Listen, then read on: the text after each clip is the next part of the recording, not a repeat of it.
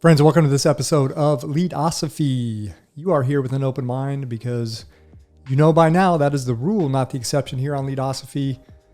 I'm super excited about this episode and the next episode. It's a two-part series on a philosophy of leadership or developing a leadership philosophy. You may have a leadership philosophy. I argue that you do have one, even if you don't realize you have one. If you are in a current leadership position, or if you aspire to be a leader, even if you aspire to be a leader, you are already developing a leadership philosophy or what it means to lead, how best to lead, what gets the most out of people, what detracts from getting the mission done, getting the job done, achieving the objectives. Philosophy of Leadership two-part series begins now. Here we go. Are you ready to permanently fuse leadership and philosophy? Then a word of caution. You are about to enter the fully abstract yet wholly concrete realm of Leadosophy. Our ideas are not always so clear and distinct. To validate this proposition, we welcome the host of Leadosophy, Tim Woody. All right, friends, welcome back to this two-part series on developing a leadership philosophy, talking about leadership philosophy, philosophy of leadership, whatever you want to call it. The first episode, I want to talk about my Leadosophy Group. And I posed a question about leadership philosophy to the group. And I wanted to hear what others had to say about what is their philosophy of leadership? How do they lead? What's most important to them? And I thought that if I just asked them to describe their leadership philosophy in one or two sentences or a couple phrases or something along those lines to tease out kind of what's their fundamental assumption about how best to lead. I thought I could do that with just a quick prompt in my Facebook group. So I basically said, again, using one sentence or a couple phrases or something along these lines, can you share your philosophy on and of leadership? And I got some really fascinating responses, a lot of responses that I hypothesized that would come in, a lot of assumptions or theories about having people work together, what gets the most out of people working together, assumptions about micromanagement, not micromanaging others, treating others right, things like that. Very, again, I think I'd call them time-honored heuristics on how best to lead. Heuristics, kind of the hand-on experience of how best to lead, both in theory and in practice. So I want to go through some of the responses that I got. I'll give a little analysis on each one. And that's kind of going to be just this first episode because I wanted you to hear some others, their philosophy, and then maybe it'll inspire you to maybe jot down a couple sentences about if you had to boil down your leadership philosophy into one or two sentences or some phrases, what would you write down? What would you think about? And it's my assumption here that you will actually put a good amount of thought into this. You won't just, or maybe you will just intuitively write a few things down and then you can expand on that. My first organizational leadership class at Gonzaga, we had to write essentially a 3-4 page leadership philosophy, and it was very introspective. The goal of the exercise was to, or the goal of the essay was to tease out some of our own values. It was basically looking inward versus looking outward. And I'm going to talk about that more on the second episode when we talk about how to develop a leadership philosophy or kind of commit that leadership philosophy from the brain, the gray matter, onto paper, something you can look at and say, okay, this is my philosophy. I can work with this. But the exercise at Gonzaga was the first time I'd ever penned a leadership philosophy of that magnitude, of putting that much thought into what's important to me as a leader. What would I want as a follower? That was the first time I'd been able to do that. And it was a great experience. It really was a phenomenal experience. So I'm going to get into some of these posts here. The first one is very simple. Someone wrote, never ask anyone to do something you wouldn't do. And again, this is I believe, a time-honored philosophy of leadership. I think there might be, we can find some examples where this may apply. Like maybe the CEO of a Fortune 500 company may not go clean the bathrooms. Maybe he or she would. I don't know. Maybe there was a time where the CEO of a Fortune 500 company was the person cleaning the bathrooms. But that's just kind of a way out in right field example. But I think in the general sense, that philosophy works really well. I had the first Coast Guard cutter I was assigned to out of Coast Guard boot camp when I was 18 years old. A lot of very not glorious tasks you have to do as a new seaman apprentice on a Coast Guard cutter. A lot of sanding, painting, grinding, cleaning bathrooms, splicing line, making new tow lines. There's just a lot of non-glamorous jobs you have to do aboard a ship.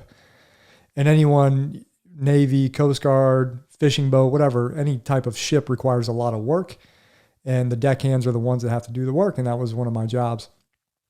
But I had a chief who had been in the Coast Guard probably about 25 years or so and was a grizzled veteran. Been like I said, in the Coast Guard a long time, seen a lot of things, knew a lot of stuff. I was very intimidated by this person because, again, this was my first time in the military, my first unit, and to have this chief in charge of this entire deck force was intimidating for me. But I will tell you, he was one of the most influential people in the very first stages of my career. But when it comes to never asking anyone to do something you wouldn't do, it didn't matter whether we were painting or sanding the bulkhead of the ship at 8 o'clock at night. If this chief was around, he would help out. If you had a question about how to best paint the hull, he was there. He was showing. And those little things, it really makes a big difference. I mean, here I am 26 years later talking about my experience with this person almost 3 decades ago and how he impacted me. So you can see right there, there's empirical evidence that someone who will never ask you to do something he or she wouldn't do themselves, it works. It's inspiring, even if it's little tasks. So that's the first leadership philosophy nugget that I was given. The second one was lead the way you want to be led. And I think this is perfect because it's very akin to the golden rule. Treat others how you want to be treated. Lead others how you want to be led. Do you want to be treated fair in the workplace? Do you want to have some autonomy in how you perform your job? Do you want to work without the fear of failure looming over your head? If the answer is yes to all of this and you're a leader, then lead that way. Make sure the people that are following you don't have the fear of failure because they know if they make a mistake, it's going to be okay. Hopefully it's not a catastrophic mistake. Hopefully it doesn't kill somebody, but we learn from the mistakes and you're there to lift them back up if they fall. And again, that's just another time-honored leadership heuristic that I think applies almost across the board. I can't really think of a leadership role industry to industry that wouldn't apply. Lead how you want to be led. So that was a good one. The third one was interesting. Lead, follow, or get out of the way and let someone else do it. Now, I was a little put off when I first read this because it seemed it had a kind of an aura of egotism to it. But I had to set that aside. And after some initial reflection, again, I thought that was kind of bold, but after some reflection, I think we got to realize that leaders are put in a position for a reason. You're there to get the job done effectively and efficiently. And leadership is not for everyone. We all know this. Not everyone desires a leadership role. That's okay, right? That's okay. And if you're in a leadership role and start to realize that it's not for you, it would probably behoove you to remove yourself from that situation because there's a lot of responsibility that comes with leadership.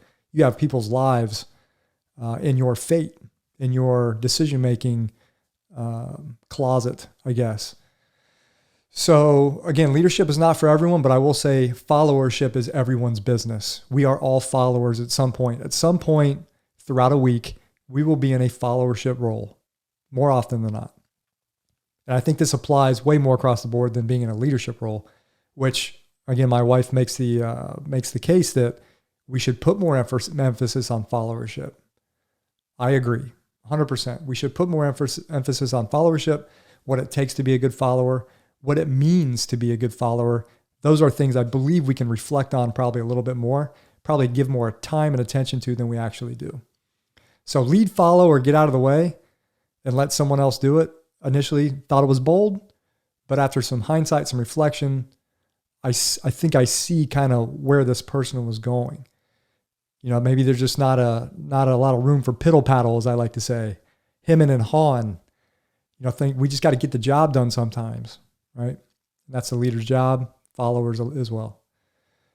The next one is service is the foundation of all noble leadership.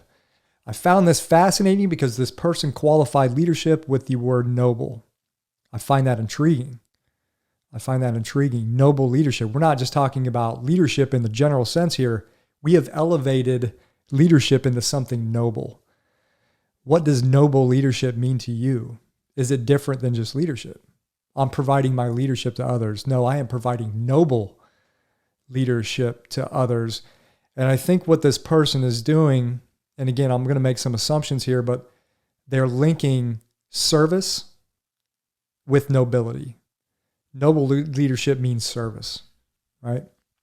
And I think here we get into the very popular 21st century leadership style, something that's very common now. It's very trendy, I think for good reasons, and that's servant leadership. And again, I think servant leadership has many connotations, takes many forms. I think if you're in a leadership role, you don't have to,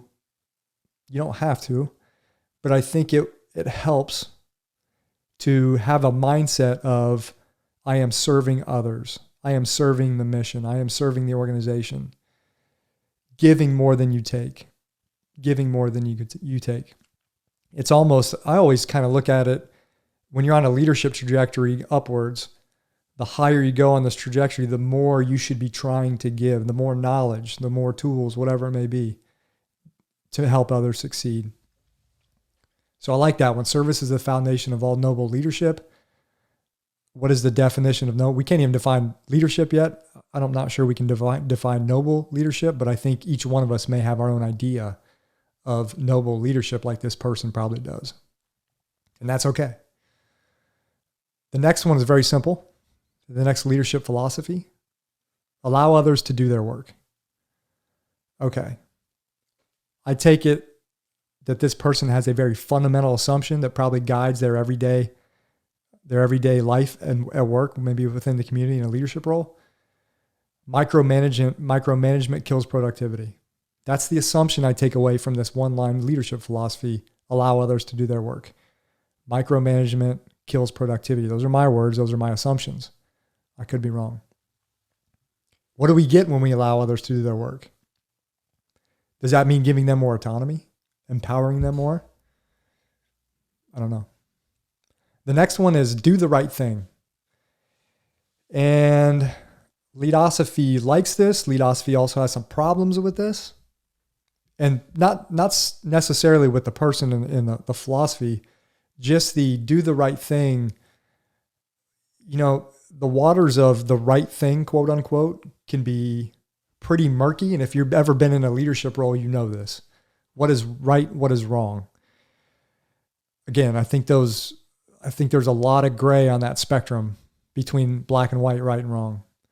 We talk about what is just. We get in very philosophically laden terms: just, unjust. We talk about ethical behavior. Again, doing the right thing is going to be highly contextual and highly leader specific. Until we're faced with a situation, let's just call it in the workplace, we don't know how we're going to react. We don't know if we're going to do the right thing. We don't know if the right thing, we may not even realize is the right thing until days, weeks, months later. We're just acting maybe on the best information we have. We hope we're making the right choice, but a lot of times we may not know. A lot of times we think we have nailed the right choice, and then a bunch of unintended consequences follow. And we're like, well, in hindsight, probably wasn't the right choice. So doing the right thing, I like it. I mean, yeah, I think we all want to do the right thing. I just think it's sometimes a little harder than we realize. And again, this is a great time for me to bring up a very common cognitive bias. And that cognitive bias is that we tend to think we are more noble than others. We'll act more nobly in certain situations than someone else. That's a cognitive bias. Can't remember the name of the bias specifically off the top of my head, but it's a real thing and research backs that up. We believe we are more noble than the next person. That's just our own cognitive bias that we have of ourselves. We are more noble than someone else. Not always the case. The next leadership philosophy, very simple, 3 words: helping others succeed. That can take many forms. It can help people achieve personal goals. Things that they wanted to do that they can do collectively as well, right? Achieving an organizational mission. I've asked this before in other shows. Can we achieve the organizational mission and at the same time, hopefully achieve some personal goals or better ourselves from a personal standpoint? Can we help someone grow? Maybe not necessarily into a leader, which that's great if you want to grow leaders, but can we just help that person get better at their job? And this goes back to knowledge, tools, resources. I say this all the time. We can help others succeed by giving them the knowledge, the tools, the resources they need to do their jobs. Not just do their jobs, but do their jobs well. Leadosophy believes that people inherently want to do a good job. They don't want to do a poor job. I think that's a fundamental assumption from my leadership standpoint and my philosophy of leadership is that I go into a situation assuming that people want to do their best job. How many barriers can I remove for them? So helping others succeed, 3 words, great philosophy. The next philosophy I really like: create a company culture that attracts the right people and inspires them to perform at their peak. Leadosophy believes this is very akin to the soil analogy. I think I've done a whole episode on soil analogy. Soil analogy, creating the conditions in the environment for the plants to grow. Not necessarily forcing the plants to grow, creating the conditions around them, providing the right nutrients to the soil, water, sunlight, giving everything you need in the organization for people to flourish. And again, to kind of juxtapose this philosophy, organizational culture is very complex. So when this person says create a company culture that attracts the right people, that philosophy is one sentence, sounds simple, but organizational culture is highly complex and highly fluid, dynamic. It's constantly changing, constantly evolving.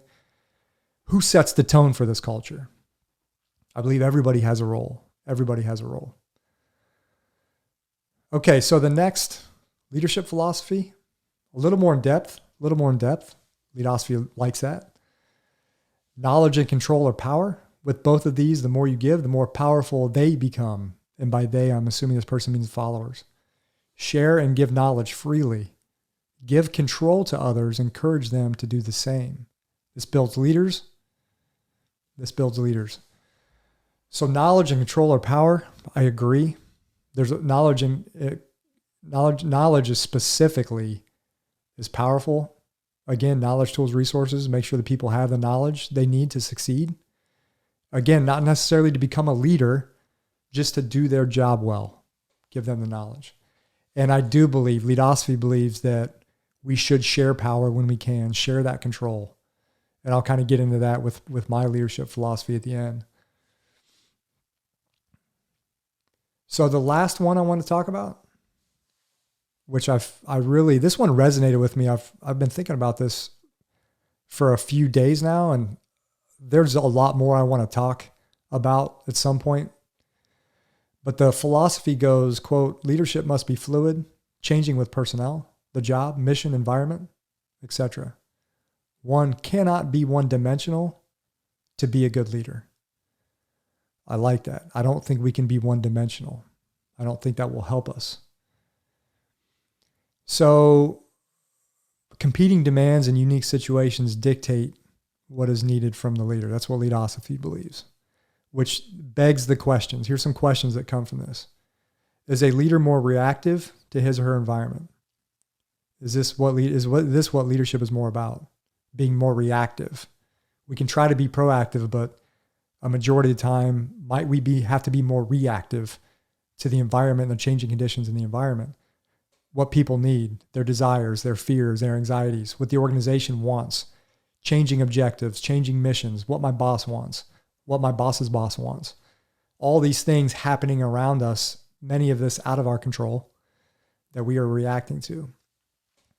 So, question for you, are you a multidimensional leader? If your intuitive answer is yes, why do you say yes? What makes you multidimensional? And what does this look like? Let Leadosophy know. I'd be curious to hear your thoughts. Might it be adaptability? Maybe you're quick-witted. Maybe you have high general intelligence, or you're able to monitor and assess a dynamic environment. Might be some qualities, characteristics of the multidimensional leader, which I like. Multidimensional leadership. Maybe that's a new thing. Who knows? I don't know if we need any new leadership things, but Leadosophy likes that. Hillary Putnam is a philosopher that passed away a while ago. He said that any philosophy that can be put in a nutshell should be put there. I believe a leadership of philosophy is no exception. My 4 phrases for my leadership philosophy: lead humbly, learn together, empower others, flourish collectively. These four phrases are undergirded by a host of assumptions on what I believe gets the most out of people, gets the most out of a team to achieve a goal. Leading humbly, I believe humble leadership allows us to check our own passions, allows us to check our own knowledge, our circle of competence, makes us maybe not try to stray outside of our circle of competence. And with that humility, knowing that we only know so much, we're allowed to see, we're not afraid to seek others for their knowledge and what they can bring to the table. And we're not scared by that. We're not intimidated that others are going to take our place. Learning together, again, the co-creation of knowledge, co-creation of truth and reality. I don't have a monopoly on the truth. I can learn from someone else. Empower others. Leadosophy believes empowerment is critical in the world of leadership. We can't always empower others. Sometimes we have to take the reins, make the decision ourselves, because maybe we are in the best place to make that decision. But if we can, if we have the time to give power to someone else to make a decision, again, how else are you going to grow leaders if you don't let other people make decisions? Be in that decision-making process. Let them experience that process, and then flourish collectively. Human flourishing is a very philosophical phrase that Leadosophy is bought into. I believe in human flourishing. I believe in collective human flourishing. I believe that the more humans that are flourishing, the better. We are all better because of it. And I believe the workplace is no exception. I believe a leader's job in the workplace is to promote the environment. Go back to that soil analogy. Create the fertile conditions where people can flourish. And again, everyone has to discover their own idea of what it means to flourish. The leader can't put that on somebody. Leader can't dictate that. It's just creating the conditions where people can grow and achieve what they need to achieve. So I'm really grateful for the feedback I got on leadership philosophies, really short leadership philosophies. I appreciate that. Leadosophy is grateful. On the next episode, I'm going to get into your leadership philosophy. What is it? Have you ever thought about it? Why do you need it? That's what we'll talk about on part 2 of leadership philosophy, or philosophy of leadership. Hope you enjoyed this episode. Remember, Leadosophy is about using the tools of philosophical thought to deepen our understanding of leadership and of life. Thanks for watching. Thanks for watching and listening to another episode of Leadosophy. If you liked what you heard today, hit that subscribe button and check out Leadosophy.com and learn more about Tim's ideas on philosophy and leadership. We'll see you next time.